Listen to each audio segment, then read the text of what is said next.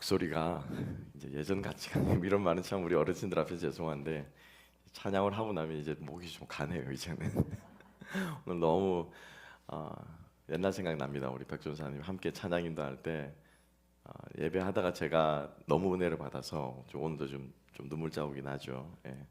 그냥 설교를 못할 정도로 크신 은혜를 찬양 가운데 많이 부어주셨는데 참 그때가 생각이 나서 감회가 새롭고 또 그런 것 같습니다. 찬양하면서 참 하나님께서 우리들에게 많은 말씀들을 주시고 깨달음을 주시는 것 같아요. 왜냐하면 찬양의 가사를 통해서 하나님 우리에게 말씀하시는 거잖아요. 우리가 하나님께 찬양하는 것도 하지만 찬양을 들으면서 하나님께서 그런 생각들을 저에게 오늘 주시네요. 어, 사람은 시간과 장소에 매여 살아갑니다.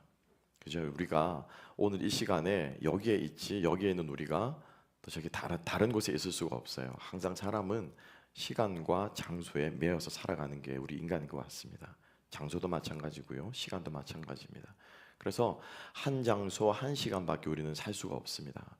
여기에서 일어난 이 시간, 이 장소를 여러분들이 귀하게 여기시고 소중하게 여기시는 그런 우리가 되었으면 좋겠다라는 생각을 해보게 됩니다. 저희가 한 10여 년 전에, 10여 년입니까? 언제입니까? 그때 함께 그 시간, 그 장소, 그 교회에서 정말 열심히 서로 사랑하고 섬기고 가는 그 시간이 있었기 때문에 오늘 또 이런 기회가 있게 되는 줄로 믿습니다. 미국을 오기 전에 또 우리 김광 목사님하고는 또 한 2년 반 정도로 사역을 했는데 그때도 참 즐겁고 행복하게 열심으로 우리가 사역을 했기 때문에 또 오늘 이런 인연이 또 있게 되는 줄로 믿습니다. 여러분 오늘 함께 모인 이분들 우리 여러분 만난 인연이 보통 인연이 아닌 줄로 믿습니다. 그죠? 예. 그래서 우리가 이 인연들을 예수 안의 인연이라고 생각하는 이 인연들을 여러분들이 소중하게 여기시고 잘 갖고 가실 때 여러분들이 언제 어디서 또 어떤 모습으로 우리가 하나님 나라를 위해 쓰임 받게 될 줄 우리 아무도 모르잖아요. 이 장소도 저는 마찬가지로 생각합니다. 그래서 저는 우리 사랑방 모임, 소그룹 모임인데 소그룹 모임을 하게 되면 그 집에서 모이면은 모든 성도들이 그 집에 가서 그 집을 축복해 주는 것, 우리는 그걸 철칙으로 삼고 있습니다. 그 집으로 인해서 그 가정으로 인해서 교회가 복을 받고 또 교회가 복을 받는 성도들이 함께 그 집에 복을 빌어줌으로 또 그 가정이 복을 받을 줄로 믿습니다. 제가 찬양을 하면서 이 빌딩 주인이 수지 만났다는 생각이 들었어요. 이 교회 때문에 이 빌딩이 복을 받을 줄로 믿습니다. 그 여러분 믿으셔야 돼요. 왜냐하면은 장소는 오늘도 우리가 함께 보겠지만 하나님이 괜히 우리가 이런 장소에 모이게 하시는 게 아니거든요. 괜히 하나님께서 우리가 어떤 곳으로 인도하시고 부르시고 이끄시는 게 아니거든요. 거기엔 다 하나님의 뜻이 있는 줄로 믿습니다. 그래서 여러분들이 이곳에 오셨을 때 여러분들이 이곳을 드나드는 모든 사람들을 축복하시고 또 이 빌딩 주인도 축복하시고 이왕이면 그죠? 우리가 교회 들어와서 빌딩이 막 잘 된다, 사업이 잘 된다, 그거 얼마나 복됩니까? 이상하게 근데 우리가 교회가 부흥하더니 우리 빌딩도 부흥하네. 이런 말이 들으면 얼마나 기쁩니까? 물론 우리가 기복 신앙을 원하는 건 아니지만 저는 항상 얘기합니다. 하늘의 신령한 복은 사모해야 돼요. 그죠? 이 하나님의 복을 많은 이 호도되고 잘못 전해서 우리가 복에 대해서 오해하고 있는데요. 하늘의 복은 우리가 사모해야 돼요. 예수님께서도 복 있는 사람이라고 우리에게 말씀하셨습니다. 그죠? 그 복은 우리가 얼마든지 사모해도 좋습니다. 그래서 우리가 교회를 통해서 주변의 모든 사람들이 복을 받고 또 이 교회가 이 건물이 복을 받고 우리가 함께 서로가 서로에게 복의 통로가 되는 올해가 되었으면 좋겠다. 제가 찬양하는데 하나님께서 그런 마음을 주시는 것 같습니다. 여러분 오늘 이 세 번에 우리가 함께 말씀을 나눌 텐데 주제는 산을 오르는 겁니다. 우리 함께 사진 있습니까? 오늘 그래서 기념으로 왔는데 오늘 세 명이서 같이 한번 산을 올랐습니다. 그래서 길을 가는데 이 다리의 통증이 근육이 아프는 좀 근육을 쓰면 아프잖아요. 길을 가는데 이게 그 다리의 근육이 아플 정도의 길을 걸어본 건 제가 얼마 갔는지 모르겠습니다. 왜냐면 텍사스에는 산이 없거든요. 그냥 가도 평지입니다. 그래서 이게 이렇게 된 길을 올라가는 게 제가 얼마 갔는지 모르겠습니다. 그것도 참 옛 동지들과 함께 산을 오르면서 너무 참 기쁘고 감사한 시간이었는데 오늘 이번 주제가 우리 산을 오른다라고 하는 것인데요. 성경에는 크게 여러 산이 있습니다. 우리가 잘 아는 것처럼 여러 산이 있습니다. 모리아 산이라는 산도 있고요. 아브라함이 이삭을 바쳤던 산도 있고 하나님이 모세를 부르셨던 산도 있고 또 우리가 또 보겠지만은 십계명을 받았던 시내산, 또 똑같은 산이지만 또 산도 있고 여러 산들이 등장하는데 그 산들을 이렇게 쭉 이어보면은 결국에는 우리가 예수 그리스도라고 하는 그 갈보리 산으로 이어지더라고요. 그래서 말씀을 준비하면서 우리가 성경에 있는 이 산들을 오르는 마음으로 우리가 하나님의 여호와의 산에 오르면은 정말 우리가 예수님을 만나고 우리의 인생에, 여러분 그렇지 않습니까? 인생이 산과 같잖아요. 오르막길이 있으면 뭐가 있습니까? 내리막길이 있고, 내리막길은 내 인생이 끝난 줄 알았는데 또 어떻습니까? 또 올라가게 하시거든요. 그래서 우리 인생이 그렇게 오르막과 내리막을 거듭하면서 여러분 결국에는 우리 천국에서 다 만납니다. 그죠? 예. 여기 죄송합니다. 연세 드신 분들 많이 계시지만은 정말 인생 살 거 없습니다. 그러지 않나요? 저희 어머니 버릇처럼 말씀하시더라고요. 자기 엄마 인생이 돈이 쓸 게 없다는 것처럼 참 세월 쓸 거 없더라 그러시더라고요. 버릇처럼. 근데 요즘 그 말을 조금씩 깨닫습니다. 여러분 이 땅에서 삶은요 금방입니다. 짧습니다. 그렇지만은 우리에겐 뭐가 있습니까? 영생이 있습니다. 아멘. 예. 그런데 프란시스 챈이라고 하는 목사님께서 설교를 하시면서 긴 밧줄을 가지고 나오셨어요. 되게 길어요. 흰색 밧줄인데 예화죠. 긴 밧줄을 가지고 나와서 이쪽 끝에다가 요 밧줄 한쪽 끝에 빨갛게 조그맣게 칠해 놓으신 거예요. 나머지는 엄청 깁니다. 무대 끝까지 있는데 그분이 그렇게 말씀하시더라고요. 여러분 이 긴 밧줄이 여러분들의 생명끈이라고 생각해 보십시오. 아주 길더라고요. 그리고 이 빨갛게 칠한 이 부분은 뭐냐면은 우리가 이 땅에 살아가는 동안의 시간이라 생각해 보십시오. 저는 시각적으로 보니까 마음이 확 와닿더라고요.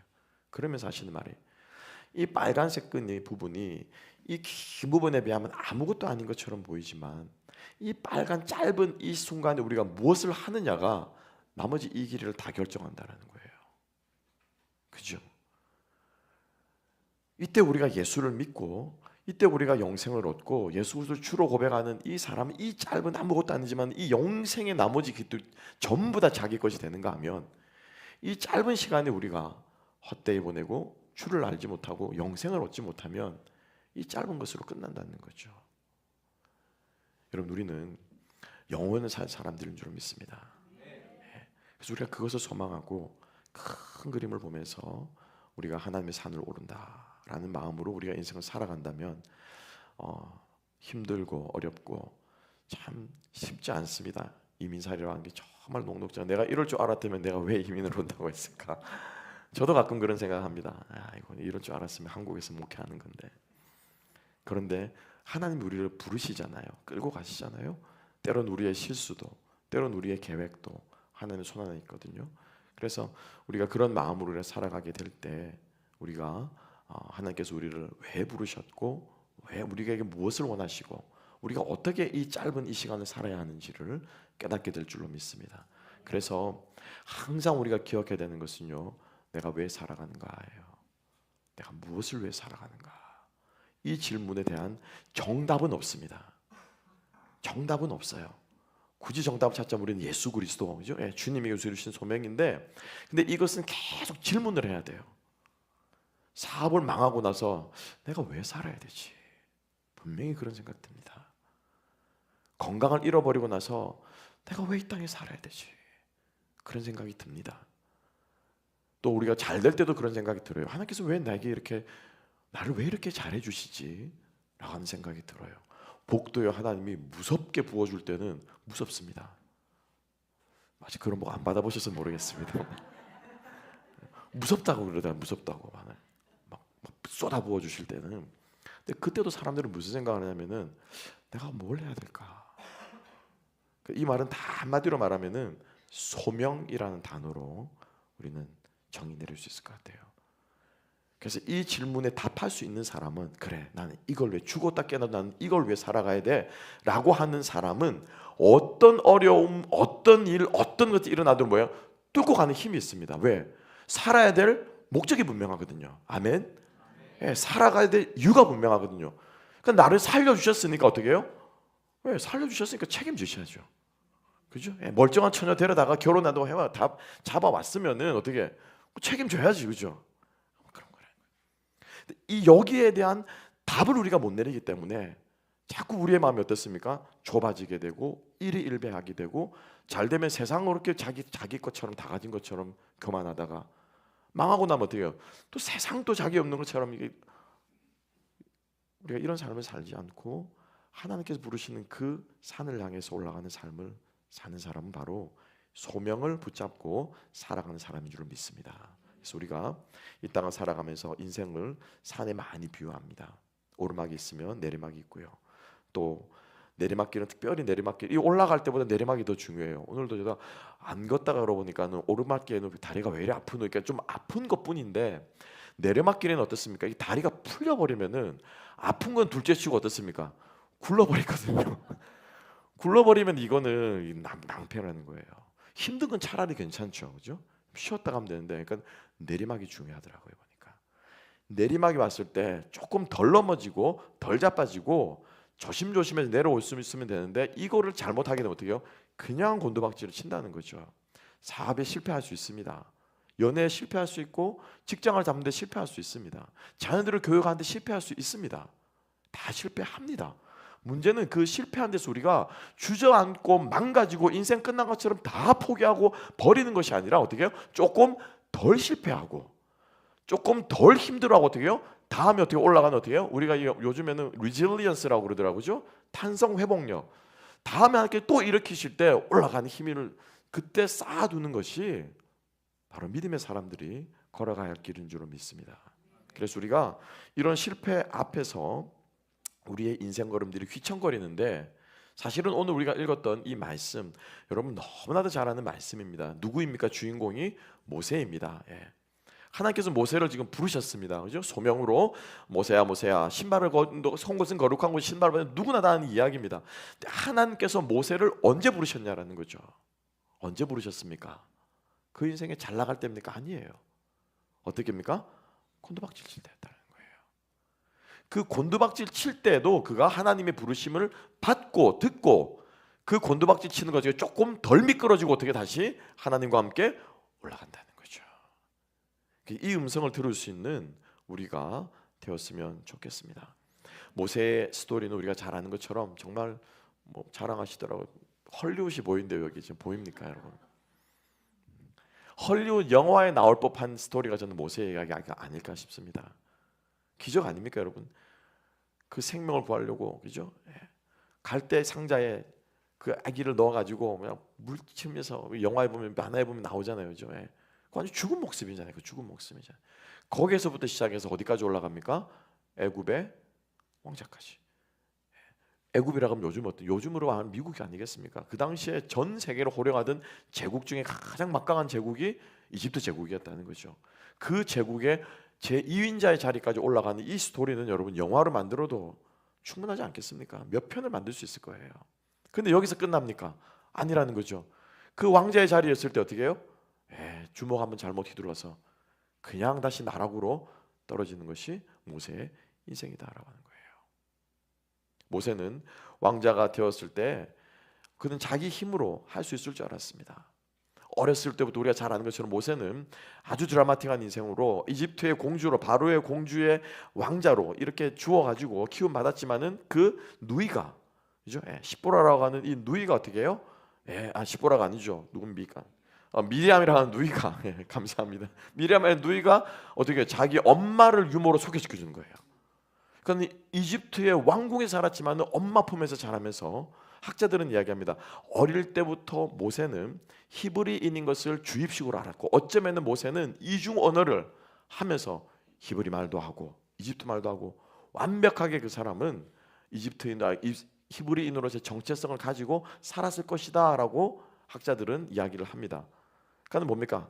너는 히브리 사람이야. 너는 김치 먹어야 되고, 너는 고추장 먹어야 되고, 된장 먹어야 되는 한국 사람이야, 그죠? 집에서는 무조건 한국말 써, 그죠? 막 주입을 하는 거죠. 그럼 어떻게 애국심에 불타는 게 지금, 그죠? 그런 코리안 아메리칸이 되는 거죠. 그러니까 모세는 그 사명감에 투철했다는 거예요. 나는 히브리인이고, 나는 히브리 혈통이고, 우리 엄마 우리 아빠는 히브리인이야라고 하는 것이 모세의 마음속에 철두철미한 것 같습니다. 왜냐하면 출애굽기 2장에 보면 이런 구절이 나옵니다. 모세가 장성한 후에, 이집트의 왕자로 장성한 후에 한 번은 자기 형제들에게 나가서, 이 자기 형제라는 말 유대인입니다. 그러니까 모세는 유대인들을 가리켜서 뭐라고 말합니까? 유대인이라고 하지 않고 히브리인이라고 하지 않고 뭐라고 했다고요? My people, my brother. 그죠? 영어로 뭐까 bro 그러더라고요. 그러니까 그죠? 조금 하면 hey bro 그러더라고요. 자기 형제들에게 나아가서 그들이 고되게 노동하는 것을 보더니 어떤 애굽 사람이 한 히브리 사람 곧 자기 형제를 치는 것을 본지라. 가족은 건드리는 겁니까 아닙니까? 가족은 건드리면 안 돼요. 식구는 건드리면 안 돼요. 그죠? 그러니까 자기 형제를 치는 것을 보니까 어떻게 모세한테 이게 훅 올라온 거예요. 내가 그래도 이집트 왕자인데 내가 이거 안에 해결 못할까? 어떻게 해요? 돌로 쳐서 죽이고 묻어버렸어요. 모세는 이집트의 왕자였기 때문에 그 왕자의 권위로서 사람 하나쯤은 그냥 묻을 수 있을 거라 생각할 수도 있었을 거예요. 얼마든지 내가 살인을 했어도 이 위기를 벗어날 수 있었을 거라고 모세는 생각했을 거예요. 모세 그러면은 어릴 때부터 엄마가 사명감으로 너는 히브리인이야, 너는 그죠? 김치 먹고 자라야 돼, 된장 먹고 자라야 돼, 너는 한국 사람이야, 너는 히브리 사람이야, 철저하게 주입시킨 유대 히브리인으로서 이 사명감은 모세가 자기가 가지고 있는 사명감이지 하나님이 주신 사명감은 아니라는 거예요. 이집트의 왕자이기 때문에 하나님의 일을 할 수 있는 것이 아니라 모세가 하나님의 일을 할 수 있는 것은 그가 하나님의 자녀이기 때문에 하나님의 일을 할 수 있는 줄로 믿습니다. 그렇게 잘 우리가 헷갈리시면 안 됩니다. 내가 사장이기 때문에 하나님의 일을 하는 게 아니에요. 내가 돈을 좀 가지고 있고 내가 좀 능력이 있고 하나님께서 내게 이런저런 재주를 주셨기 때문에 하나님의 일을 하는 것이 아니라 우리가 하나님의 자녀이기 때문에 하나님의 일을 할 수 있는 것입니다. 그 이유밖에 없어요, 여러분. 그 이유밖에 없어요. 하나님이 쓰시겠다고 택했기 때문에 하나님이 쓰시는 거지, 내가 뭘 좀 가져서, 내가 뭘 좀 갖춰서, 내가 준비되었기 때문에, 내가 헌신했기 때문에 하나님이 우리를 쓰시지는 않는다라고 하는 거예요. 그리고 꼭 기억할 수 있는 저와 여러분 될 수 있기를 소망합니다.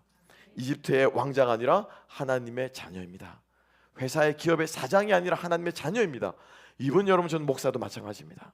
목사가 아니라 하나님의 자녀이기 때문에. 그래서 제 이름이 뭡니까? 아니, 제 이름 그거 아니에요. 그렇죠. 신자 겸 목사예요. 저는 신자 겸 목사.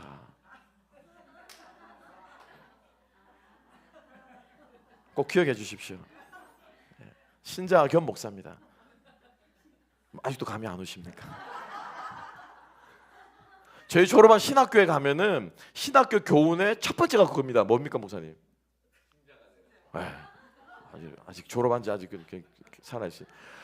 학교 교훈의, 총신대학교 교훈의 교훈 첫 번째가 뭐냐면 신자가 되랍니다. 신자가 되라.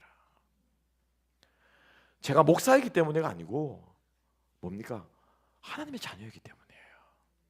하나님의 자녀로서 특별히 저에게 뭐예요? 말씀을 사모하고 말씀을 연구할 수 있고 말씀을 분별할 수 있는 그 은사를 주셨기 때문에 저는 목사로서 하는 주의 일을 하는 겁니다.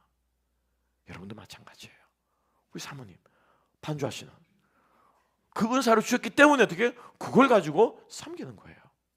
너무 찬양 아름답게 하시는데, 하나님께서 나에게 목소리를 주셨기 때문에가 아니고 하나님의 자녀이기 때문에 내가 무엇을 가지고 주님을 기쁘시게 할까, 내가 무엇을 가지고 주신 이 은혜를 갚을까라고 생각하다 보니 나는 노래를 잘하는구나 라고 하는 거예요.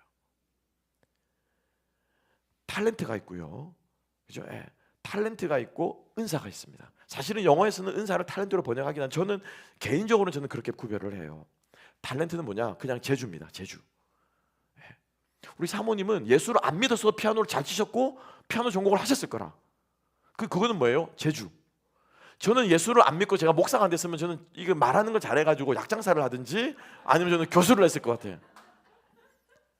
저는 세일즈맨을 하면 잘했을 것 같아요. 세일즈맨을 하면. 예수를 안 믿었으면 그건 뭡니까? 재주예요, 재주.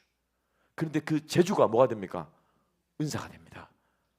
그 재주에 무엇이 부어지면? 성령의 기름이 부어지면.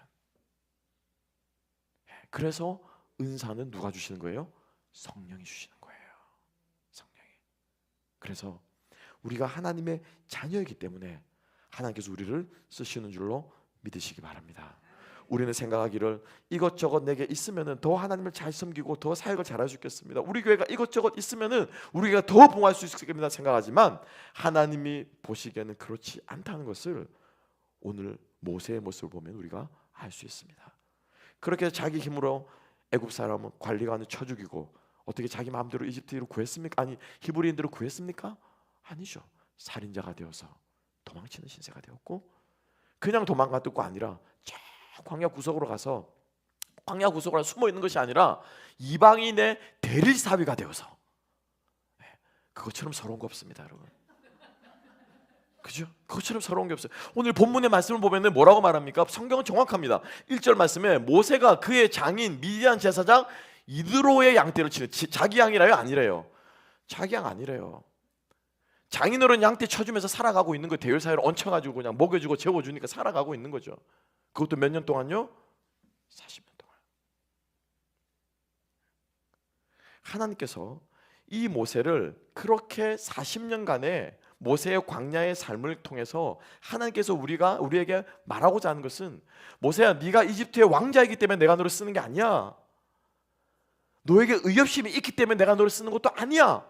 그 어떤 것도 아니라 네가 나의 자녀이기 때문에 내가 너를 쓰는 거야. 내가 너를 광주리에 담아가지고 강물에 띄워졌을 때 나는 너를 향한 계획이 있었고, 그 계획 때문에 내가 너를 쓰는 거지. 네가 애굽의 공주의 손에 흘러간다고 내가 너를 안 쓸 거며, 저 시녀의 손에 흘러갔는데 다른 쪽으로 흘러갈 수도 있잖아요, 그죠? 다른 쪽으로 흘러갔다고 내가 너를 안 쓸 거냐? 아니야, 나는 그런 사람이 아니야. 여러분, 여기에서 하나님 나를 쓰지 않을 거야 라고 하는 그런 강한 믿음은 버리시기 바랍니다. 절대로 하나님 나를 쓰지 않을 거야, 그런 믿음은 여러분 버리시기 바랍니다. 내가 어떤 모습, 어떤 모양 가운데 있더라도 하나님은 나를 쓰실 거다. 이걸 끝까지 붙잡고 가는 사람이 소명받은 사람인 줄로 믿습니다. 저는 고등학교 2학년 때 하나님을 인격적으로 만났어요. 우리 현주진 사모님을 가르쳐 주셨던 전도사님이 또 동일하게 저를 가르쳐 주셨던 전도사님, 은사 전도사님이신데, 저는 일기장에 그날을 기억하고 있어요. 1990년 7월 19일부터 7월 21일까지 김해 무척산 기도원에 가서 거기서는 하나님을 만났습니다. 저 이렇게 얘기하니까 구원파라고 그러더라고요. 시간 날짜 정확하게 기록하게 놨다고. 그냥 일기를 쓴 것뿐인데 너무 강렬하게 주님을 만난 거예요. 밤에 잠이 오지 않아가지고 요 지침등에서 불을 들고 잠 안 와가지고 이제 성경을 수면제 삼아서 이렇게 읽고 있는데, 글자가 살아 움직이는 것처럼, 지렁이 같은 너 야곱아, 내가 너를 지명하여 불렀나니 너는 내 것이라. 똑같은 늘 읽던 구절인데 그 말씀이 살아있는 것처럼 하나님의 음성으로 들리고, 주님께서는 저에게만 말씀하시는 그 말씀으로 들린다라는 거예요. 오늘 그런 역사 있게 되기를 주님의 이름으로 축복합니다. 여러분, 말씀을 읽으실 때 그런 역사 있게 되기를 주님의 이름으로 축복합니다. 다른 그 어떤 것이 아니라 말씀이 살아 역사할 때 우리는 변할 수 있습니다. 그렇게 저는 주님을 만나고 주님 앞에 헌신하고, 뭘 위해서 드리면 주님 잘 기뻐하실까? 그래서 말씀을 위해 살면 되겠다. 그래서 저는 고등학교 2학년 이후로 저는 주의 종이 되기로 결심을 하고 헌신했습니다. 그래서 제가 성경 이래서 여러분 공부 안 하고 잘 놀게 생길지 모르겠지만 저는 열심히 공부했습니다. 열심히 공부해서 총신대학교 신학과에 고등학교 2학년부터 졸업할 때까지 전국 모의고사를 치거나 뭐 치면은 다른 데는 저는 쳐다도 보지 않았어요. 무조건 총신대학교 신학과만 지원했어요, 저는. 그러니까 성적이 다 나옵니다. 고등학교 2학년 때는 그러니까 전국 모의고사를 치지 않습니까? 우리 이제 연세 드신 분들은 아실 거예요, 그죠? 전국에서 몇 등 했다. 뭐죠? 다른 세대입니까? 그러니까 성적을 알았는데 성적이 항상 상위권이었어요. 떨어질 일은 없었어요. 항상. 누가 봐도. 그래서 제 고등학교 3학년 때 이 우대식 선생님, 생물학 선생님인데 그분은 이름도 기억하죠. 우대식 선생님은 교회 암수집사님이셨는데 저를 볼 때마다 새끼 목사라고 그랬어요. 앞으로 저는 목사 될 거라는 거, 새끼 목사라는 거죠. 누가 봐도 모든 사람들이 목사가 될 거라고 믿어 의심치 않고 그렇게 살았고, 성적으로만 모든 것들이 다 준비가 되어 있었는데 저는 총신대학교 신학교를 못 갔습니다. 신학과 앞에서 원서를 사고 올 때까지, 원서도 27,000원짜리 원서를 아직도 기억납니다. 27,000원짜리 원서를 저는 샀고, 같이 갔던 친구 놈은 그 27,000원이 없어가지고 나는 못 사겠다고 하고 돌아간 놈이 있었어요. 그래 둘이 가서 원서를 저는 사와가지고 원서를 지원해가지고 쓰는데 보니까 뭐가 있냐면은 자격 조건이 있는데 제가 자라난 교단하고 교단이 달랐던 거예요. 저는 공부만 열심히 하면 종신대 가는 줄 알았습니다. 교단은 꿈에도 생각하지 못하고 저는 고신고단에 살았기 때문에 대한예수교 장로교회 합동치 교회 신학교는 갈 수가 없었던 거예요. 백방으로 알아보았습니다. 그러면은 마지막으로 이제 그레이스 피리어드 준 것이, 그러면은 세례 받은 지가 얼마나 됩니까? 세례도 3년인데 세례 받은 지 3년 이상이 지나면은 돼야 되는데 저는 2년 7개월밖에 안 되는 거예요. 결국에는 결정적으로는 총신대 신학과를 못 갔는데 여러분 이 대목에서는 웃으시면 안 됩니다. 같이 저의 슬픔을 함께 해주셔야 됩니다. 아, 나는 주의 종이 못 되는구나. 하나님 내가 목사 되길 원치 않으시는구나. 하나님은 나를 주의 종으로 쓰지 않으시려는구나. 그게 조금 더 비화되니까 어떠냐면은 하나님이 나를 버리셨구나. 제가 그때 너무너무 슬펐고 너무너무 비참했고 그 버림받은 듯한 느낌.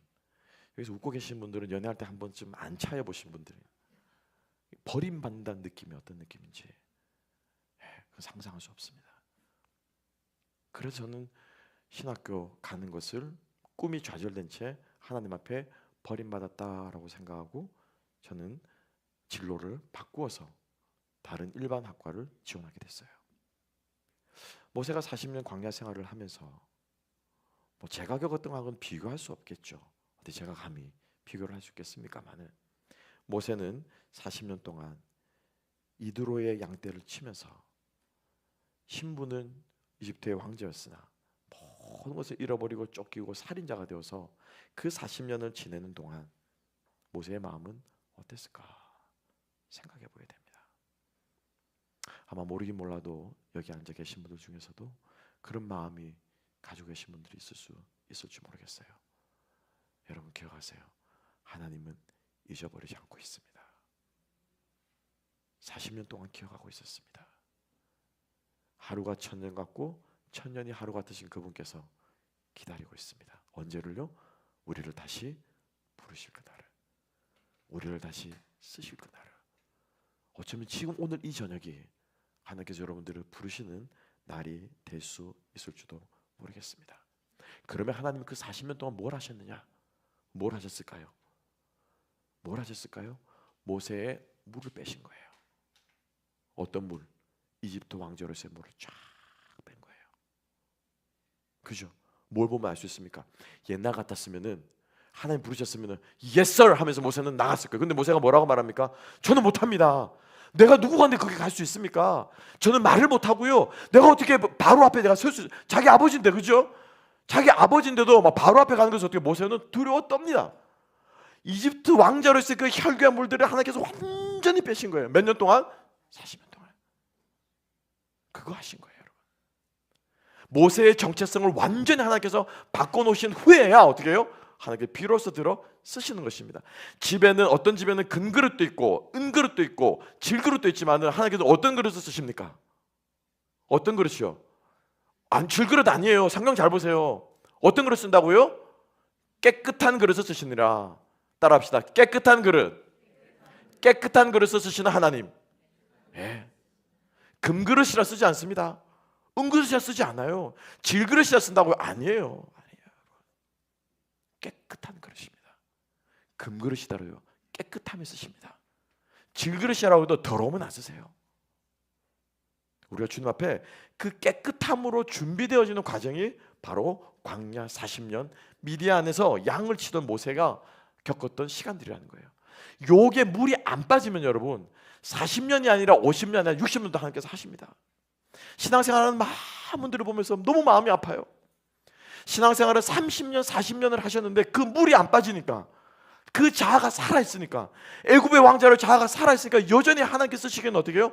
부족한 거라. 여러분, 하나님은 자비로우시지만 하나님의 원칙은 엄격합니다. 하나님의 원칙은 정확합니다. 안 쓰십니다. 여러분, 안 쓰십니다. 하나님. 아니, 못 쓰십니다. 어떻게 하나님 거룩하신 분이 더러운 그릇을 쓸 수 있겠습니까? 그죠? 하나님 50년 동안 기다렸는데요, 50년이 아니라 500년을 기다려도 하나님이 아니면 아닌 거예요. 아멘? 예. 그럼 우리는 어떻게 해야 될까요? 그 앞에 꿇어 엎드려지는 거 방법이 없어요. 여러분, 방법이 없어요. 내 물을 빼고 내 정체성을 바꾸고 주님께서 쓰시기에 말랑하도록 완전히 나의 것들을 보지 않고는 절대로 하나님께 쓰시지 않습니다. 저는 목사가 되고 담임 목회를 시작하면은 교회가 날개를 달고 그냥 막 달라스에서 제일 큰 교회 될 줄 알았어요. 딱 봐도 그렇게 보이지 않습니까? 아니더라고요. 하나님께서 물을 빼시더라고요. 하나님께서 실수하게 하시고 넘어지게 하시고 쓰러지게 하시고 지치게 하시고 그 과정들이 뭐냐면은 물 빼는 과정이에요. 그래서 주님께서 쓰시기에 편한 노가 될 때 비로소 하나님께서 우리를 쓰시는 줄로 믿습니다. 모세는 40년 동안 마음이 상할 대로 상했어요. 버림받았다고 하는 그 마음이 역력하게 드러나는 것이 자기 아들의 이름을 짓는 장면에서 등장하고 있습니다. 출애굽기 2장 21절에 이렇게 말합니다. 모세가 아들을 낳음에 모세가 그의 이름을 게르솜이라 하여 이르되 내가 타국에서 나그네가 되었음이라 하였더라. 어떻게 자식을 이름을 부어주면서, 그죠? 신세 한탄을 하면서 자식. 근데 성경에서 말하는 이름은 다 의미들이 있습니다. 다 하나님 그냥 이름을 지어주는 게 아니에요. 게르라고 하는 것은 거주하다라고, 정주민이 아니라 나그네처럼 사는 사람 사는 것을 게르라고 얘기를 해요. 임시거처로 사는 거, 그러니까 정처 없이 떠돌아다니다 이런 거 게르라. 그래서 게르솜이라고 하는 그 말은 내가 나그네가 되었구나. 아이고 내 신세야. 왜? 나그네가 되어서 낳은 자식이거든요. 그죠? 그러니까 얘만 보면 무슨 생각이 납니까? 왜? 쫓겨왔을 때 생각나고 이두로 양치는 거 생각나고 자기 신세가 떠올랐다는 거죠. 어쩌다가 내 인생이 여기까지 흘러왔는가. 어머니께서 꼭 이방 히브리 여인과 결혼한다고 그렇게 말씀하셨건만 어쩌면 그럴 수도 있겠죠, 그죠? 내가 이방 여자와 결혼을 하다니, 그래서 이런 자식을 낳다니, 아이고 내 신세야. 모세는 아마 한탄하며 슬퍼하며 괴로워하면서 그 40년을 보내고 있었을 수도 있을 것입니다. 그런데 여러분, 이게 모세만의 한탄일까요? 우리도 그렇지 않습니까? 힘들어요.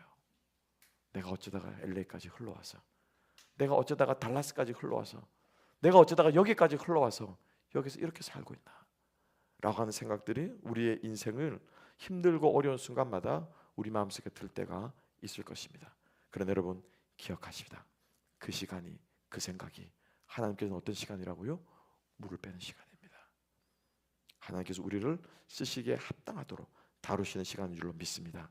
여러분, 그 하나님을 믿고 바라보는 저와 여러분 되시기를 주님의 이름으로 축복합니다. 예, 흔들릴 필요 없어요. 그러다가 드디어 주님의 때가 온 거예요. 하나님이 드디어 때가 되었다라고 말씀하시면서 오늘 부른 어떤 타지 않는 떨기나무를 주님께서 보여주신 겁니다. 그렇죠? 사실 오늘도 뭐 어제도 오다가 집에 가시다가 뭐 불났다고 그러더라고요. 막 가로막고, 텍사스에서는 생각 못지도 못할 일입니다. 같이 뜨거운 동네인데도 희한하게 여기는 불이 많이 나요. 한 번 나면 꺼질 줄을 몰라요. 제가 볼 때는 바람이 많이 불어서 그러지 않는가 싶습니다. 텍사스는 그렇게 불이 많이 나지는 않아요. 같은 뜨거운 동네인데도.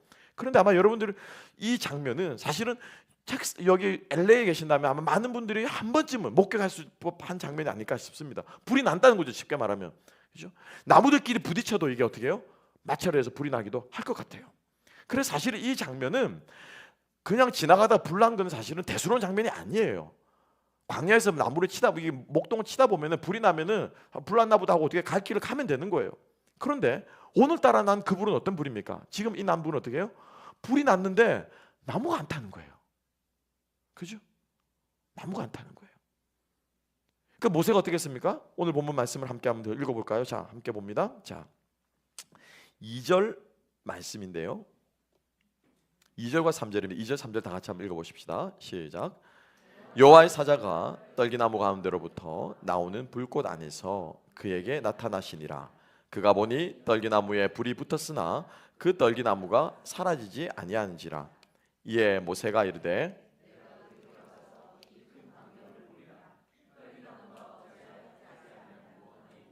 그때 아멘. 자, 불이 타고 있고 떨기나무가 타는데 나무가 타지 않는 거예요. 자, 여러분들이 모세라면 지금 양떼들을 몰고 가고 있습니다. 갈 길이 바쁩니다. 할 일이 있습니다. 근데 불이 났는데 나무가 타지 않아요. 여러분들은 굳이 그걸 보러 가겠습니까? 아니면 여러분들이 하는 그 일을 계속 하겠습니까? 어떤 거? 이 사람에 따라 다를 수 있겠죠, 그죠? 저 같으면 그냥 하던 일 계속 했을 것 같아요. 희한한 거 다 있네 라고 하면서 보고 가다가 저녁에 집에 들어가서 이제 여보 마누라 그러면서 오늘 내가 희한한 걸 봤다, 그렇게 말하고 좀 끝나지 않았을까 싶어요. 그런데 모세는 어떻게 했다고요? 여기 좀 밑에가 있습니다. 떨기나무를 보고 어떻게 했다고요? 돌이켜 갔다라고 말하고 있어요. 그죠? 이 돌이키는 이 순간 어떻게 모세의 인생에 대전환점이 일어난 거예요. 거기에 그의 삶에 어떻게 역사가 일어난 거예요. 이 수르라고 하는 이 단어는 어떤 단어냐면은 이런 말입니다. 그냥 돌아서는 게 아니고 turn aside from one's regular course예요. 그 길이 있잖아요, 그죠? 예. 늘 하던 코스가 있는 거예요. 그러니까 turn aside 하는데 out of one's course라는 거예요. 계속 하는 그 루틴이 있는데 일상으로 내가 살아가던 일이 있는데 내가 하던 일이 있는데 그것으로부터 어떻게 하는 거라고요? 돌아서는 거라는 거예요. 양떼를 쳐야 되는 일이 있고 내가 지금 장인어른에 이걸 관리해야 될 일이 있고 오늘 하루 내 스케줄이 있는데 양떼를 지금 다음 목적지로 가려고 하고 있는데 지금 내 일은 이들을 돌보는 게 내 일이고 내 일상이고 내 코스인데 이걸 어떻게 해요? 내려놓고 어떻게 하나님이 일하시는 그 놀라운 현상을 보려 어떻게 돌이키는 거. 이게 뭐예요? 이게 수르라는 거예요. 이게 수르라는 거예요. 먹고 살기 바쁘시죠? 얼마나 힘듭니까? 주말 저녁 다 끝내놓고 잠이 자리에 나온 그러면 쉽지 않습니다. 그죠? 근데 여러분 일상을 내려놓고 하나님의 일하심에 집중할 때 하나님께서 우리에게 하시는 말씀이 들릴 줄 믿습니다. 그런데 일상에 파묻히면 일상에 찌들이면 삶이 우리를 장악하고 삶의 인생의 짐들이 우리를 주장하기 시작하면 하나님의 음성이 들리지 않습니다. 하나님이 일하는 것들을 볼 수가 없어요. 제가 처음에 말씀드렸습니다. 우리는 소명을 따라 살아간다는 인생입니다. 아멘. 내가 주를 위해 내가 무엇하라고 이 땅을 태어났는가? 내가 이 땅에 왜 지금까지 살아야 되는가? 아직 나이 80이 됐는데 아직까지 안 죽고 하나님 살려두신 이유가 뭔가? 내가 지금 이렇게 인생에 힘들어하고 있는데 주님께서 나에게 인생을 허락하신 이유가 뭔가? 내 인생이 이렇게 깨어지고 힘들고 쓰러진 것 같은데 하나님께서 살아가게 하신 이유가 뭔가? 여기에 대한 뭐예요? 답을 찾아야지 우리가 인생을 살아간 의미가 있고 힘을 얻고 우리가 살아갈 텐데 그 답을 얻기 위해서는 어떻게 한다고요? 일상에 짓눌려서는 안 된다라는 것입니다. 여러분 이런 은혜가 있기를 주님의 이름으로 축복합니다. 힘듭니다. 여러분 다 힘들어요. 그죠? 요즘은 초등학생도 다 힘들어요. 유치원생들도 원형 탈모 생기더라고. 한국에서는 보니까 유치원 생활이 너무 힘들다는 거지. 유치원 생활이 안 힘든 사람이 없어요. 안 힘든 사람이 없어요. 삶이 여러분들을 무너뜨리지 못하도록 하십시오. 일상이 여러분들을 장악하지 못하도록 하십시오. 그래서 그 일상의 코스에서 돌이켜서 하나님이 하시는 그 일, 하나님이 일으키시는 그 놀라운 일들을 보려고 하는 사모하는 마음이 있을 때 하나님께서 역사하시고 은혜를 주실 줄로 믿습니다. 그래서 모세는 돌이켰다라는 거예요. 돌이켰다. 이 돌아서는 행위 가운데서 하나님의 음성을 그가 들을 수 있었다는 것입니다. 이사야 55장 6절 말씀 이렇게 말씀하고 있습니다. 함께 한번 읽어보실까요? 이사야 55장 6절 말씀.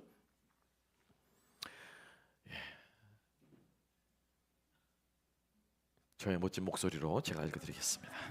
이사야 55장 6절입니다. 너희는 여호와를 만날 만한 때에 찾으라. 가까이 계실 때에 그를 부르라. 아멘. 만날 만한 때에 가까이 계실 때 놓치지 않기를 주님의 이름으로 축복합니다. 주님을 만나시기를 주님의 이름으로 축복합니다. 이번 이 부흥의 기간이 어쩌면 여러분들의 인생에 작은 힘이 남아 여러분들의 인생에 턴어라운드 할 수 있는 턴어웨이 할 수 있는 그런 기회가 될 수 있기를 주님의 이름으로 축복합니다. 힘들고 주저했다면 그래 주님 말씀 순종해서 한번 내가 내디뎌 보겠습니다. 다음부터 내가 작정 기도하겠습니다. 새벽 기도하겠습니다. 주님 앞에 힘들고 어려운 일이 있을 때마다 기도하겠습니다. 아니 어떻게 자식이 죽어간다고 하는데 아니 어떻게 이런 일들을 앞두고 어떻게 새벽 기도를 안 할 수 있고 금식 기도를 안 할 수 있고 기도하지 않고 어떻게 여러분 이 일들을 할 수 있단 말입니까? 우리 안에 많은 기도하는 역사들이 일어나게 되기를 주님의 이름으로 축복합니다. 기도하면 삽니다. 기도하면 주님 만납니다. 금식과 기도 외에는 이런 역사가 날 수 없다고 우리 주님께서 말씀하셨습니다. 변화사에서 예수를 만났어요. 그죠? 예수님의 옷이 확 변해가지고 막 휘황찬란 진짜 예수님의 화려한 모습 영광 가운데 있는 그 예수님의 광채를 봤습니다. 그러면 끝난 거 아닙니까 여러분?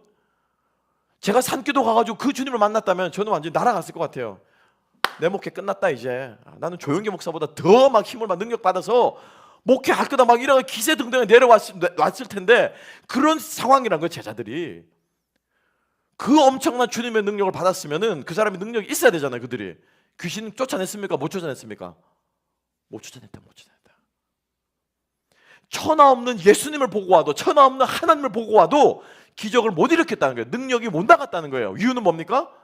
예수님께서 말씀하셨습니다. 오직 기도와 금식 외에는 이런 유의 능력이 너희들에게 나갈 수 없다라고 우리 주님께서 못 박아서 말씀하셨습니다. 반대로 말하면 뭡니까? 기도하는 사람은 어떻습니까? 능력 있는 줄로 믿습니다. 기도하는 교회는 부흥할 줄로 믿습니다. 기도하는 성도는 하나님의 소명을 받고 살아갈 힘을 얻게 될 줄로 믿습니다. 기도하지 않기 때문에, 여러분, 기도하지 않기 때문에 죽기 살기로 기도해 보십시오. 하나님 만나 주십니다. 하나님 응답하십니다. 신목사의 말이 아니라 하나님이 약속하셨습니다. 너희는 나를 만나면 때 찾으라. 가까이 계실 때 나를 부르라. 내가 너희를 만나 주리라. 여러분, 주님의 임재 앞에 나아가는 저와 여러분 될 수 있기를 소망합니다. 그래서 우리가 모세의 떨기나무를 통해 기억해야 될 것은 하나님이 임재하실 때 만사 제쳐놓고 그 앞으로 나아가는 저와 여러분 될 수 있기를 주님의 이름으로 축복합니다. 주일 그 하루의 예배를 위해서 여러분들 일주일이 존재하기를 주님의 이름으로 축복합니다. 여러분, 주일이 일주일의 마지막입니까? 일주일의 시작입니까? 예, 아멘. 안식 후 뭐예요? 첫날이에요, 첫날. 이 주일 예배를 성공하는 사람은 한 주간 성공할 줄 믿습니다. 일주일 자기 마음대로 다 살고 와서 천부의 의지 없어서 이렇게 오는 날이 아니라 이번 한 주간은 주님 앞에 올려드립니다. 주님, 한 주간은 승리할 수 있는 힘을 주십시오. 이게 뭐예요? 예배라는 거예요. 이 예배에 주님의 임재가 있는 줄 믿습니다. 그래서 이 임재 앞에 나오게 될 때 우리는 삶을 승리하는 힘을 이 예배로부터 얻게 될 줄로 믿습니다. 이렇게 하나님 가시 떨기나무 앞에 임재 가운데 나아가는 우리가 될 수 있기를 소망합니다. 그런데 이 임재 앞에 나아갈 때 조건이 있다는 거죠. 뭡니까? 조건이 뭐예요? 신벗으라는 거예요. 신벗으라. 그렇죠? 그래서 모세가 나아갔더니, 타지 않고 나아갔더니 하나님께 뭐라고 말씀하십니까? 모세야, 모세야 불렀잖아요. 불렀으면 가까이 와라 라고 말하는데 불러놓고 뭐라고요? 신벗어라. 신벗어라. 왜일까요, 여러분? 신을 벗는다고 하는 것은 동방도부터 시작해서 고대로, 그죠? 다 뭐냐면은 신발을 벗는다는 것은 어떤 뜻이 있을까요? 예, 더러운 것들을 벗어버리는 거예요. 그러지 않습니까? 아이들이 요즘 미국에 와서, 그죠? 뭐 요즘 우리 아이들 현호, 현준이 어떻게 집에 갈 때 신발 신고 들어가니? 신발 벗고 들어가니? 신발 벗고 들어가? 오, 착하네. 우리 아이들은 신발을 신고 들을 때가 있어요. 큰 놈은 현관부터 지방까지는 신고 들어옵니다. 지방에 들어가면 신발 딱 벗고 와가지고 신발을 자기 방에 있는 자기 신발장에다 딱 놔둬요. 희한하다. 아무리 생각해도 잘 안 고쳐지길래 한 번은 제가 이렇게, 지 엄마가 이렇게 얘기했습니다. 야, 생각을 해봐라. 그 신발을 신고 네가 오늘 니네 학교 화장실에 들어갔잖아. 그 내가 이렇게 하면서 우 이렇게 하더라고요. 그냥 그 얼마나 더럽습니까? 그죠? 그 화장실 얼마나 더러워요. 그냥 막, 그죠? 막 더 이상 얘기 안 하겠습니다. 그러니까 애가 이제 신발을 주면서 벗더라고요. 그 신발을 신고 진흙에 뒹굴고, 그죠? 어디 맥도날드 앞에 가면 똥 싸는 사람들이 그렇게 많다고요. 맞습니까? 노숙자들이 이렇게 더럽다고 하는데, 아니, 거기 이렇게 저벅저벅 지나갔던 그 신발을 신고 집 안으로 들어간다고 생각을 해보십시오. 생각만 해도. 신발을 벗는다고 하는 것은 그런 뜻이 있다라는 것입니다. 그런데 그것 말고도 사실은 신발을 벗는 행위는 먼지와 더러움을 차단하는 방법이기도 하지만, 그래서 유대인들은 이방 땅에 갔다가 이스라엘로 들어올 때는 반드시 세관이라고, 우리 요즘으로 세관인데 세관 비슷한 걸 거칠 때 하는 이 행위가 있습니다. 뭐냐면은 신발을 벗어서 어떻게 해요? 털고. 왜요? 이 흙은 어떤 흙이라는 거예요? 제가 흙이라고 그러면 제가 경상도 사람이라. 이 흙은 어떤 흙이라고요? 더러운 이방 흙이라는 거예요. 이방 흙. 이건 어떻게 합니까? 털어버리고 다시 신고 들어오는 거예요. 신을 벗는다는 행위는 먼지와 더러움을 차단하는 방법입니다. 또 있습니다. 사막 기후에서, 이 뜨거운 사막 기후에서 여러분 신발을 벗는다는 건 어떤 행위일까요? 사막에서는 신발을 신어야 됩니다. 그죠? 맨발로는 이 뜨거운 땅의 열기를 견딜 수가 없습니다. 그러니까 이 신발을 벗는다는 것은 나를 지켜주는 안전과 편안함으로부터 어떻게 이것을 포기하는 행위라는 거예요. 더러움도 벗어버릴 뿐만 아니라 동시에 뭐예요? 나를 지켜주는 안전에 대해서 내가 어떻게 내려놓는 것입니다. 그런데 하나님께서 신발을 벗으라고 하면서 그 이유를 말하고 있습니다. 네가 너무 더럽구나 라고 하면서 신발을 벗으라고 하지 않으셨어요. 그죠? 네가 너무 신발을 의지하고 있구나. 너의 그 안전을 지켜주는 그 신발을 이렇게 말씀하지 않으셨어요. 이유가 뭐라고요? 네가 선 곳은 뭐 어떤 곳이라고요? 거룩한 땅이기 때문에 어떻게 해요? 네 신발을 벗어버리라 라고 말했어요. 하나님의 임재 앞으로 나아갈 때 우리가 기억해야 되는 것은 하나님의 거룩하신 임재 앞에서 우리의 신발을 벗어버리는 것입니다. 우리의 더러움을 떨어버리는 것입니다. 우리의 안전을, 나를 지켜줄 줄 알았던 이것을 내려놓고 주님 앞에 나아가는 것이 하나님의 임재 앞에 나아가는 우리의 모습이 되어야 할 줄로 믿습니다. 교회 올 때는 계급장 다 떼놓고 오셔야 돼요. 아멘. 예. 교회에서는 계급장 없습니다. 교회 와서도 국회의원 배지 달고 다니려고 그래. 교회 와서도 사장 배지 달고 다니려고 그래. 교회 와서도 세상에서 뭐 했던 그거 가지고 교회에는 아무것도 없는 줄 믿습니다. 우리 안에는 예수 그리스도밖에 없습니다. 그래서 거룩하다라고 말할 때 이 거룩하다, 이 코데시라고 하는 이 단어인데요, 이 거룩하다고 하는 것은 여러분 우리가 죄를 안 짓는 게 아니에요. 여러분 거짓말하지 않고 나쁜 짓 하지 않고 그 주일날 올 때는 거룩한 마음 깨끗한 마음 모아야 한다. 그거 맞습니다. 근데 그것보다 더 중요한 뜻이 있는데 뭐냐면은 코데시라고 하는 이 뜻에는 apart라고 하는 뜻이 있어요. apart는 뭡니까? 구별하는 거. 그죠? 구별하는 거예요. 하나님께서 이스라엘 백성들에게 거룩한 백성이라 말하면서 장어를 먹지 말라고 하셨습니다. 무슨 또 뚱딴지 같은 소린가? 장어가 얼마나 몸에 좋습니까? 그죠? 없어서 못 먹지. 그 사막 생활을 하면서 그 정력에 좋은 그 장어를 왜 먹지 말라고 하냐는 거예요. 왜 먹지 말라? 비늘이 없는 생선을 먹지 말라고 그러셨거든요. 굽이 갈라진 것은 짐승은 어떻게 해요? 먹지 말라고 하셨거든요. 왜입니까 여러분? 되새김질을 하는 짐승은 먹지 말라고 하셨거든요. 왜일까요? 왜일까요? 이유 없습니다. 그 짐승들이 더 부정하다고? 아니요, 부정하지 않습니다. 하나님이 부정하다고 했기 때문에 부정한 거예요. 그러니까 왜 그런 것들을 정해놓느냐? 너희들은 조금 특별하다. 너희들은 다른 백성 이방인들하고 조금 다르게 구별되게 먹고 마시고 그렇게 살아라고 뭐 한다고요? 구별하는 거예요. 구별하는 거. 이게 뭐라고요? 이게 거룩한 거예요, 여러분. 우리 그리스도인들은 거룩한 백성으로 부름받았습니다. 죄를 안 짓고 안 짓고 그건 우리들에게 더 이상 논쟁거리가 될 수는 없는 거예요. 그리스도인이 거짓말하는 거 가지고 씨름하고 있다, 그건 아닌 거예요. 당연히 거짓말하지 않는 거예요. 당연히 거짓말하지 않는 거예요. 근데 거짓말하지 않을 뿐만 아니라 살아가는 삶의 패턴이 다른 거예요. 살아가는 삶의 방식이 다른 거예요. 살아가는 삶의 양식이 다른 거예요. 실제로 코로나 때, 실제로 로마 시대 때 여러분 역병이 창궐할 때가 많았습니다, 여러분. 특히 로마 시대 같은 경우는 목욕탕 문화가 막 번성했잖아요. 그 목욕탕 가서 막 그래 막 나쁜 짓 하고 그러다 보면 막 전염병 다 옮기는 거예요. 한 번씩 가다 역병이 돕니다. 그러면 어떻게 하느냐? 병이 옮는다는 걸 알았어요. 그럼 어떻게 해야 됩니까? 우리 가족 중에 우리 아버지가 병에 걸렸어. 그럼 어떻게 해야 돼요? 약이 없어. 어떻게 해야 됩니까? 길거리에 내버리는 거예요, 그냥. 왜? 그래야 나머지 가족들이 살거든요. 그죠? 새끼가 병에 걸렸어. 그럼 어떻게 해요? 마음이 아프지만 어떻게 해요? 나머지 가족들 때문에 이 새끼를 어떻게 문 밖에 내놓습니다, 그냥. 가서 그냥 돌봐주고 집 안으로 못 들이게 하고 집 안에는 초들을 잔뜩 켜놓습니다. 왜냐하면은 이 초의 향이 악한 균이나 세균들을 혹은 잡기들을 쫓아낸다고 믿었거든요. 초를 쫙 켜놓고 그냥 막 병든 사람은 길 밖에 다 내버리는 거예요. 그럼 이 사람들을 크리스찬들이 걷어다가 집에 가서 정성껏 치료를 해줍니다. 그렇게 복음을 전하고 그렇게 예수를 영접합니다. 물론 그 가운데 죽는 사람도 있겠죠. 그리고 물론 그 가운데는 그 사람들 치료하다가 어떻게 해요? 자기가 병에 걸린 사람도 있겠죠. 그렇지만 그리스도인들 믿었대요. 왜? 우리 형제 자매들이 내가 병에 걸려도 나를 어떻게 해요? 그렇게 돌봐줄 것을 믿었기 때문이래요. 삶의 방식이 다릅니다. 살아가는 라이프 스타일이 달라요. 이게 뭐라고요? 이게 거룩한 겁니다, 여러분.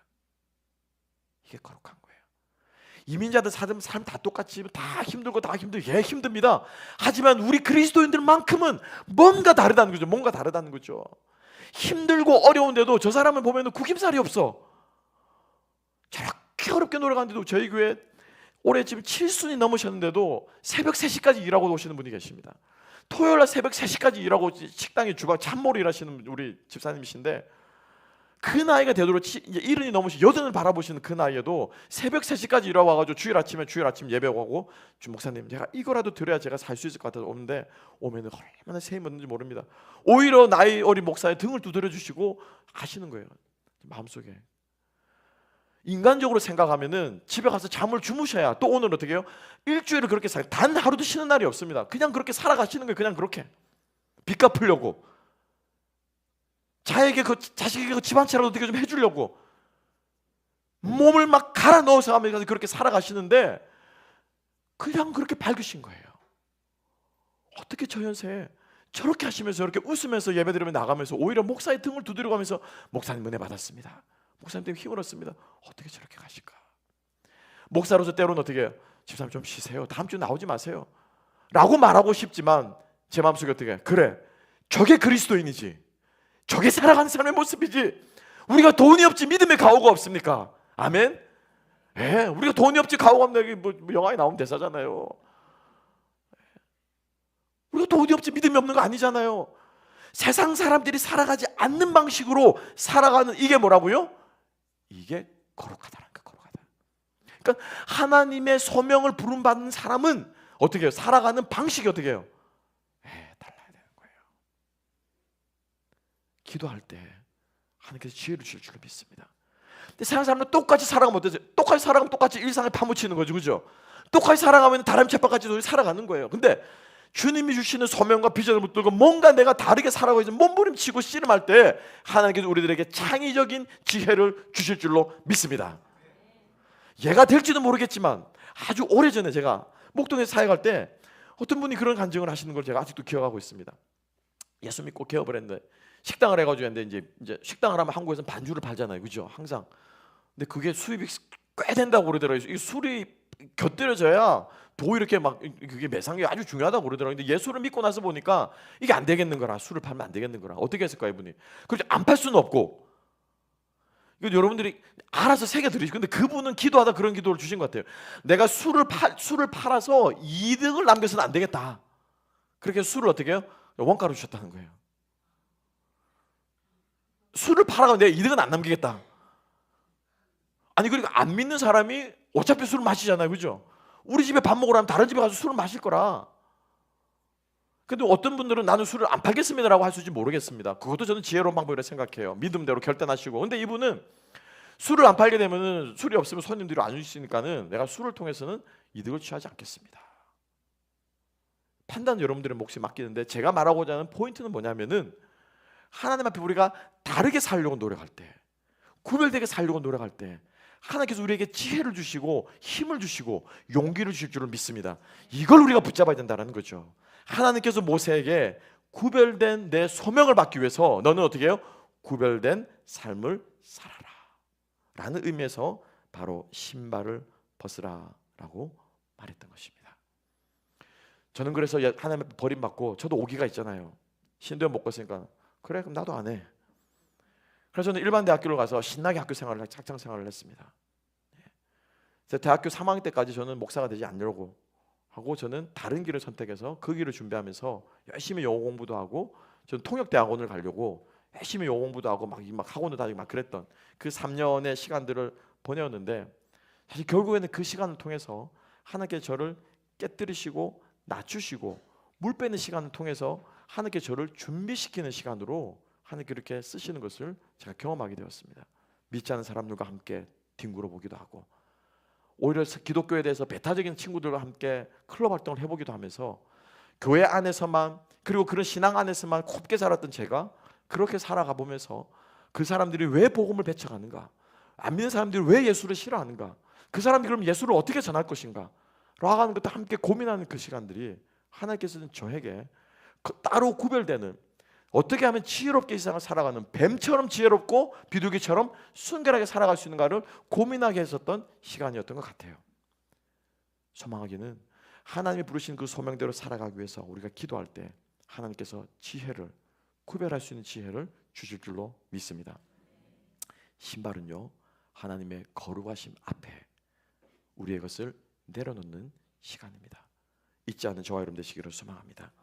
마지막 오늘 사실은 목사님께서 읽지는 않으셨습니다. 제가 이제 우리 백 목사님께는 드렸는데 마지막 세 번째로 하나님께서 떨기나무 가운데 모세를 부르시고 거룩한 땅이라 신발을 벗게 하시고 마지막 세 번째로 하나님께서 모세에게 주신 것이 있습니다. 뭘까요?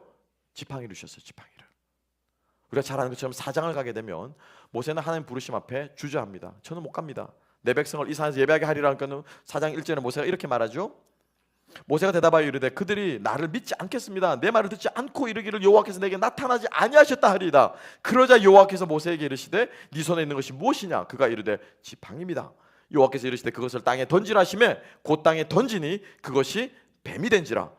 모세가 뱀 앞에서 피하며 여호와께서 모세에게 이르시되 네 손을 내밀어 그 꼬리를 잡으라. 그가 손을 내밀어 그것을 잡으니 그의 손에 지팡이가 된지라. 마지막으로 우리가 하나님께서 모세에게 소명을 주시면서 모세에게 무엇을 주셨다고요? 지팡이를 주셨습니다. 그래서 장차 모세는 이 지팡이를 가지고 홍해를 가르기도 하고 반석에 물을 내기도 하고 이스라엘 백성들을 인도하는 상징적인 도구로 하나님께서 쓰셨다라고 하는 것인데, 자, 한번 생각을 해봅시다.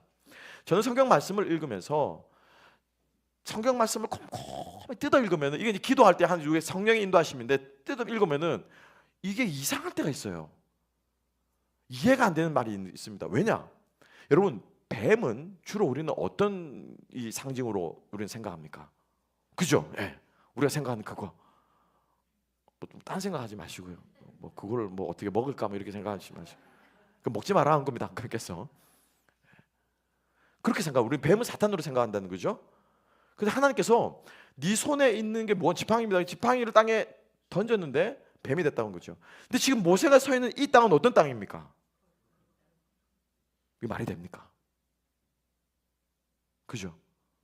거룩한 땅인데 그 땅에 뭐가 기어다닙니까? 이게 말이 안 된다. 이게 말이 안 된다. 그죠? 이제 오늘 밤 여러분 새로운 거 하나 배우신 겁니다. 하나님, 거룩한 땅이라는데 왜 뱀이 기어다닙니까? 그래서 오늘 이 본문은 초대교회 성도들이 이 교회 이 본문을 가지고 씨름을 많이 했고 여기에 대한 해석이 있습니다. 보니까 이 뜻이구나. 어거스틴, 우리가 잘 아는 어거스틴은 이 구절을 다음과 같이 해석을 합니다. 지팡이는 왕국, 즉 하나님의 통치를 상징하는 셉터라고 말하는 영어로 그죠? 홀이라고 말하는 이 하나님의 통치를 상징하고, 이 뱀은 죽음을 의미한다. 그러니까 죄의 삭은 뭡니까? 사망이죠. 예, 죽음이라는 거예요. 그러니까 이 뱀은 죽음을 의미한다. 그래서 인간은 뱀을 통해서 죽음을 마시게 되었다. 예수님은 이 죽음을 자신에게로 받아들일 준비가 되어 있으셨다. 그래서 지팡이가 땅에 내려왔을 때 죽음, 즉 뱀의 모양을 한 것이다. 이것은 하나님께서 예수 그리스도를 이 땅으로 내려오셔서 이 죽음을 담당하도록 하신 것이다. 초대교회 어거스틴이라고 하는 우리가 잘 아는 교부는 이 본문을 이렇게 해석하더라고요. 오리겐이라고 하는 교우도 비슷하게 해석합니다. 지팡이는 원래 권위였으나 그것이 뱀이 되었을 때 인간의 죽음을 나타낸다.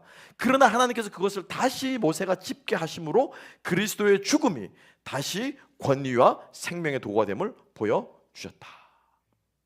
그러니까 요거를 종합해 보면 이런 겁니다. 첫째로 지팡이는 하나님의 왕권을 나타냅니다. 하나님의 다스리심이고요. 뱀은 인간의 죽음과 타락을 나타냅니다. 그러면 이 뱀이, 지팡이가 무엇이 됐다고요? 뱀이 되었다는 거죠. 그죠?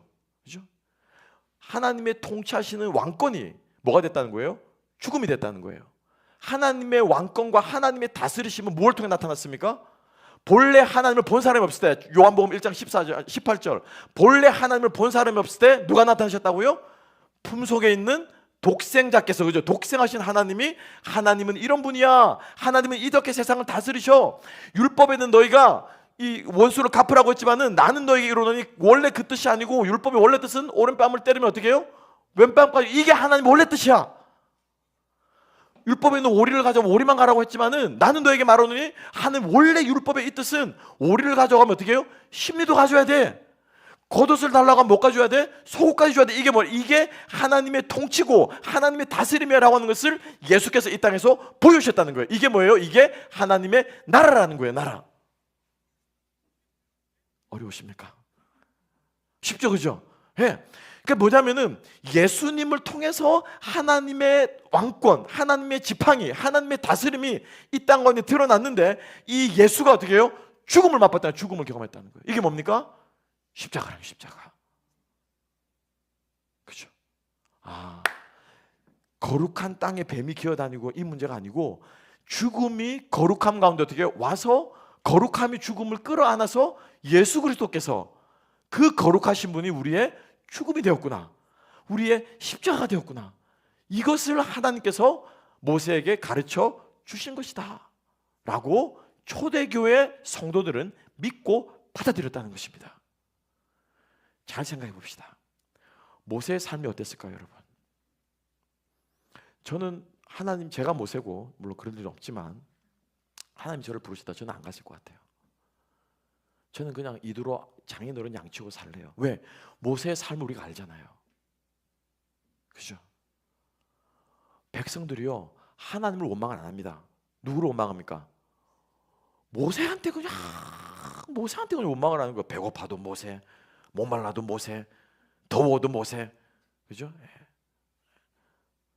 뭐 시험에 들어도 담임 목사님, 그죠? 뭐 화가 나도 담임 목사님, 뭐 맛있어 담임 목사님, 뭐만 하면 담임 목사님이 그냥 막 이를테면 그렇다는 겁니다. 우리가 교회는 안 그럴 줄 믿습니다. 그런가요? 아님 말고. 모세는 하나님과 백성 사이의 중보로서 그 모든 짐들을 어떻게 해요? 다 담당했다는 거예요. 그리고 결정적으로 모세가 뭐라고 했습니까?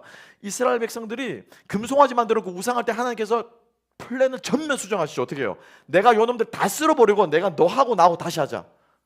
제가 좀 쉽게 표현했습니다. 모세야, 내가 너를 이끌어서 가나안 땅에 들어가게 했다. 이 백성들 어떻게 해요? 다 버리겠다. 그때 모세가 뭐라고 말합니까? 하나님, 그렇게 하면 안 되죠. 어떻게 이 백성들을 끌어내셨는데 차라리 누구를 버리고? 나를 버리고, 제가 다 담당할 테니 나를 버리고 이 백성들을 어떻게 해요?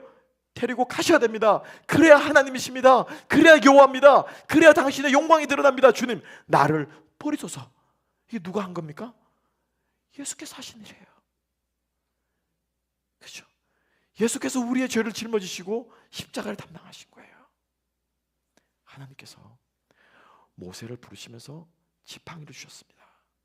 이 지팡이는 하나님의 통치고 하나님의 능력입니다.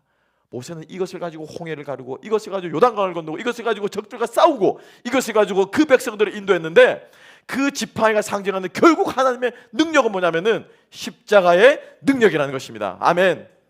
따라합시다. 십자가가 하나님의 능력이다. 십자가가 하나님의 도구이다. 십자가를 붙드는 사람이 하나님의 능력대로 일하는 사람이다. 십자가의 능력으로 일해야 돼요, 여러분.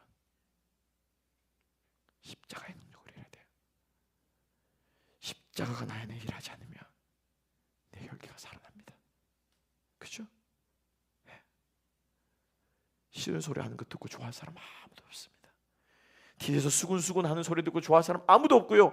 내가 그렇게 잘해주는데, 그죠? 이민 생활을 오면은 공항에서 만난 사람, 그 사람 직업이라면서요. 그죠?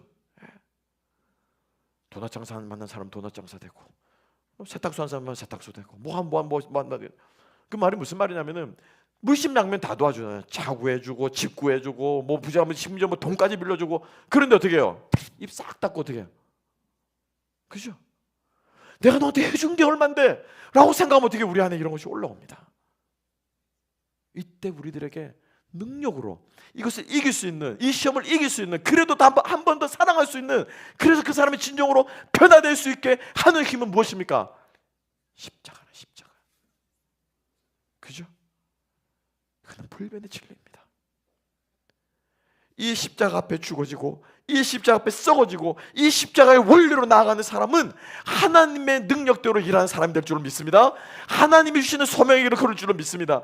그런데 자꾸 우리는 다른 것들을 찾으려고, 다른 뭔가가 우리에게 능력을 줄 줄 알고, 소명도 받았어, 나는 뭐 해야 될 줄 알겠어, 그 다음 뭘 찾습니까? 그래서 나는 그럼 어떤 잡을 찾지? 그래서 나는 어떤 재주가 있지? 이게 아니고 십자가를 덧붙이는 것입니다. 십자가의 원리가 바로 우리에게 능력이 되는 줄로 믿으시기 바랍니다. 하나님께서는 이 예수 그리스도의 죽음조차, 십자가의 죽음조차 하나님의 구속 계획의 도구로 사용하시는 줄로 믿습니다. 여러분, 패션 오브 크라이스트라는 영화 여러분 다 보셨죠? 저는 그 마지막 장면이 저는 너무너무 인상적이고 정말 이 영화는 영광을 받았다고 저는 믿는 장면이 뭡니까? 십자가에 달려 예수께서 죽으셨는데 그 죽기 전까지 계속 누가 따라다닙니까? 얼굴 시커멓게 이상하게 생긴 머리 대머리 이렇게 했는 얼굴 하얗게 분장한 분 뭡니까? 사단이 계속 따라다니잖아요, 그죠?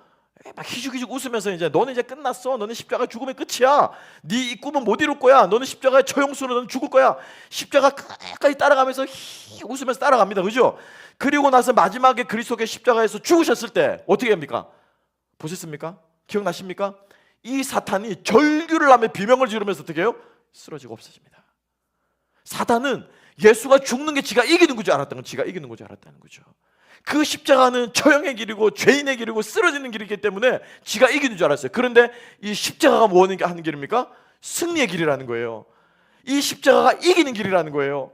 내 자존심이 한번 무너지지만 그걸 한번 더 품는 것이, 죽어도 싫고 돌아서기 싫고 네가 나한테 어떻게 했는데 라고 생각하면은 두 번 다시 돌아보기 싫지만 그럼에도 불구하고 한 번 더 어떻게 해요? 끌어안는 이것이 바로 하나님 우리에게 주신 능력인 줄 믿습니다. 왜냐하면 복음의 능력은 내가 출세하는 게 아니에요, 여러분. 내 이름이 나라 사업이 성공하는 게 아니에요. 복음의 능력은 영혼이 변화되는 것입니다. 사람이 바뀌는 거예요, 여러분. 죄인과 원수가 무엇이라는 것입니까? 친구가 되는 이것이 복음의 능력인 줄 믿습니다. 그래서 우리가 죄인 되었을 때 우리가 하나님과 무엇이 되었습니까? 화목하게 됐잖아요. 이게 복음의 능력인 줄 믿습니다. 그죠? 나는 그렇게 복음의 능력으로 구원받아 놓고 내 삶 가운데 일어난 형제 한 명 내가 못 끌어안는다면 우리는 능력 있는 사람이 아닌 거예요, 여러분. 정말 여러분 소명 붙들고 사고 싶습니까? 정말 여러분 주님의 능력을 경험하고 싶습니까? 십자가 앞에서 우리가 죽어져야 됩니다. 내 자존심이 무너져야 되고 이 두 왕조로서의 자존심이 무너져야 되고 내가 잘 나가던 그 모든 것들이 무너지고 내 정체성이 바뀌게 되고 그 물들이 빠지게 될 때, 그래서 주님께서 쓰시기에 합당한 게 될 때, 그제서야 여러분들을 통해서 하나님의 능력이 드러날 줄을 믿습니다. 이게 복음이에요, 여러분. 이게 복음이에요. 뭐가 복음이란 말입니까, 여러분? 성도들이 많이 모여들고 사람들이 모여드는 게 복음입니까? 그 교회 가면 내가 이익이 있고 파는 게 있기 때문에 모이는 게 그게 복음입니까? 아니에요, 여러분. 영혼이 변하지 않으면, 그 변화가 없으면 여러분 우리는 복음의 능력이 없는 사람들입니다. 종교 놀이를 하는 사람들입니다. 기독교는 종교가 아닙니다. 기독교는 복음입니다. 복음은 생명입니다. 사랑방 안에서 우리의 삶과 절망과 죄와 두려움 저는 다 나누게 합니다. 말 안 듣습니다. 그렇지만 저는 끝까지 합니다. 왜? 나의 그 연약함과 부족함이 나누어지고 내려놓아질 때, 여러분 그거 경험하셨습니다. 하셨습니까? 미안하다고 하는 말, 그죠? 내가 잘못했다. 이 말이 사람을 변화시킵니다. 내가 미안하다고 하는 그 말이 사람을 변화시킵니다. 내 자존심이 내려놓을 때 그게 사람을 변화시키더라고요. 그런데 내가 잘했다고, 물론 잘했죠, 내가, 그죠? 100번 잘했습니다. 예, 맞아요, 잘했어요. 누가 봐도 당신은 옳습니다. 그런데 머리 꼿꼿하게 세우고 있는 그 사람 앞에서는 뭐가? 변화가 일어나지 않습니다. 변화가 일어나지 않습니다. 성도들이, 우리들이 간증의 은혜 받는 원리도 저는 여기 있다고 믿습니다. 여러분 손에 들려있는 것이 무엇입니까? 소망하기를, 지팡이가 될 수 있기를 소망합니다. 우리 속으로 반해서 깨어진 모습, 실수한 모습, 그럼에도 불구하고 일으켜주시고 역사하시는 그 하나님을 나눌 때, 여러분 거기에 성령의 능력이 임합니다. 여러분 이것이 복음입니다. 저에게는 큰 아킬레스건이 하나 있었어요.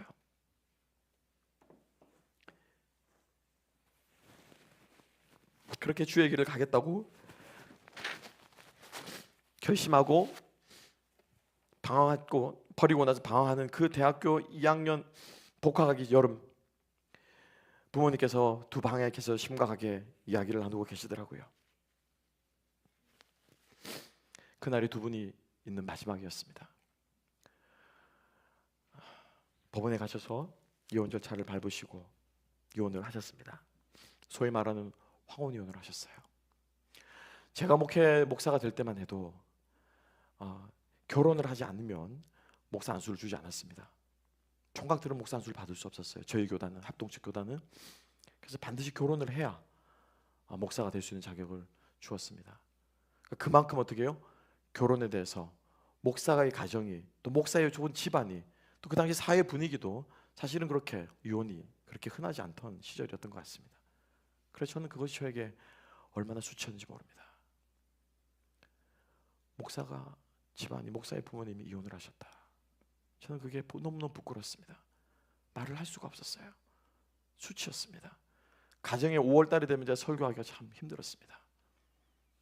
그런데 하나님께서 저에게 은혜를 주시고 하나님께서 저에게 깨닫게 해주시고 그것이 저의 문제가 아니라고, 제가 어떻게 통제할 수 없는 문제라는 것을 하나님께 깨닫게 해주시자 그것은 저에게 더 이상 부끄러움이 되지 않았고, 저는 그것을 고등부를 저기 목동에 가기 전에 정릉에서 제가 4년 동안 사역을 했는데, 그 정릉은 아시는 분들은 아시겠지만 정말 깡 시골입니다. 그 서울 속의 시골입니다. 그 국민대학교 맞은편인데 고개 하나를 넘으면 청와대가 있기 때문에 집 고도를 높일 수가 없습니다.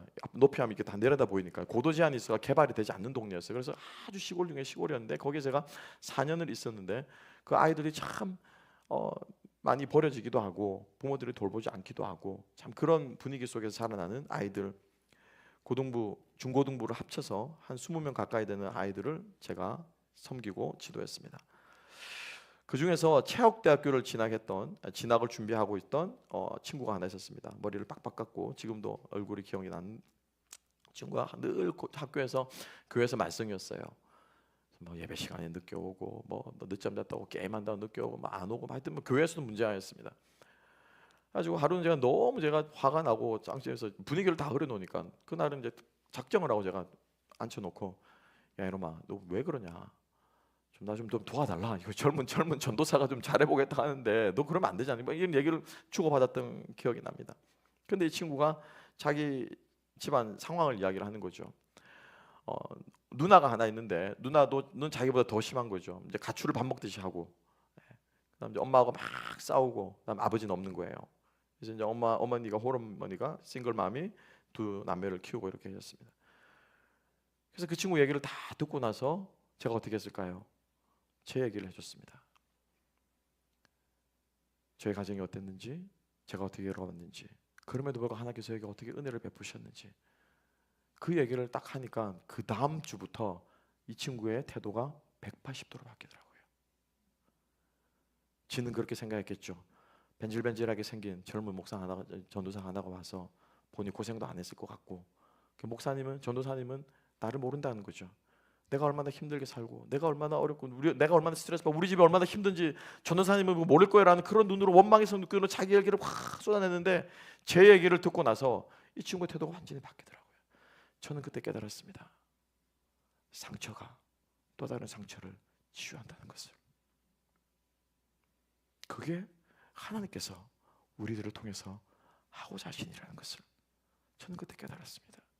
그래서 저는 더 이상 그것이 저에게 부끄러움도 아니요, 물론 자랑할 일은 아니죠. 그렇지만 하나님이 쓰시는구나 라고 하는 확신을 갖게 되었습니다. 여러분 손에 지금 무엇이 들려있든지 간에 그것이 하나님의 지팡이가 되시기를 주님의 이름으로 축복합니다.